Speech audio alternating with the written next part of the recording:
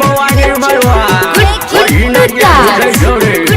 की कहबो काका गुड्डू दास जहिया से बियाह के लिए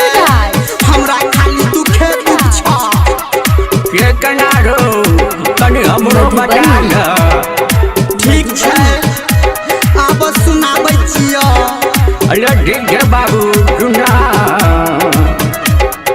कनिया खातिर रोटी कनिया खातिर रोटी बेलै छी माँ गायत्री रिकॉर्डिंग स्टूडियो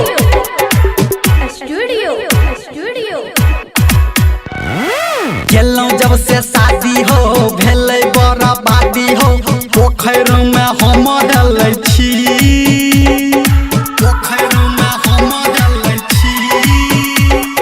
लोटा लके कानै छी आटा हम सानै छी मौगी खातिर रोटी बेलै छी कनिया खातिर रोटी बेलै छी गेलौ जब से शादी हो भेलै बर्बादी हो पोखर में हम हेलै छी लोटा लके कानै छी आटा हम सानै छी कनिया खातिर रोटी बेलै छी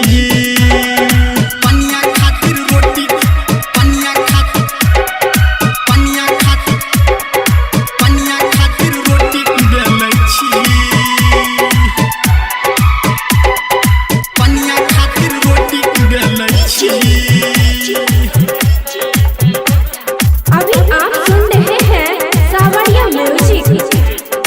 गुड्डू दास मधुबनी गुड्डू दास मधुबनी गुड्डू दास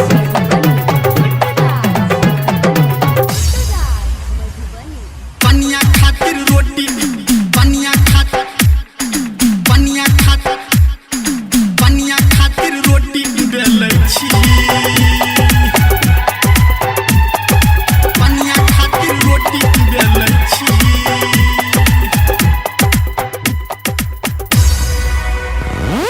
भोरे हम नहा के लोहिया में चाय हम बनाबै छी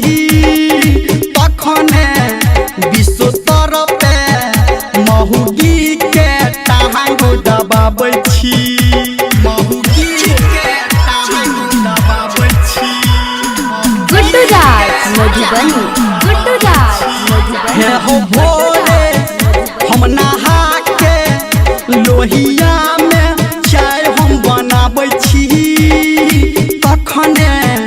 बिस्तर पे महुगी के टांग दबाबै छी बाबू ललकै टाका हो अगुआ छलै काका हो आफत के हम जलै छी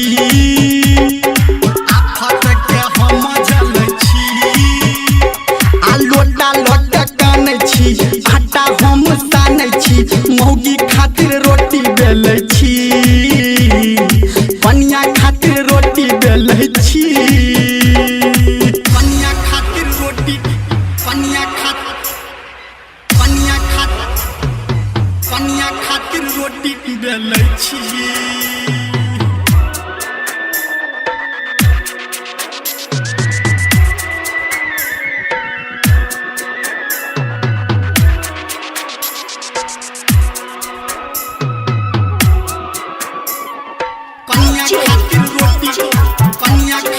गुड्डू दास गुड्डू दास गुड्डू दास गुड्डू दास मधुबनी गुड्डू दास मधुबनी गुड्डू दास कनिया खातिर रोटी बेलै छी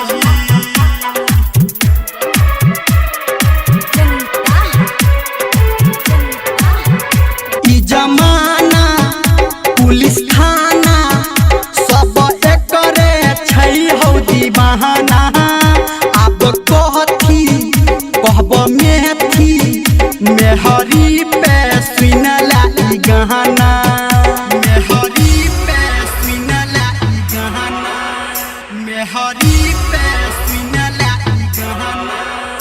ई जमाना पुलिस थाना सब एकरे छै हौ दीवाना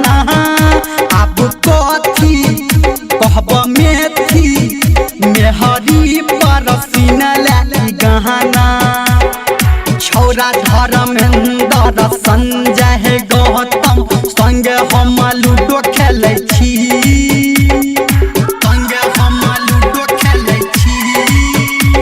आ लोटा लोटे कानै छी आटा हम सानै छी मौगी खातिर रोटी बेलै छी।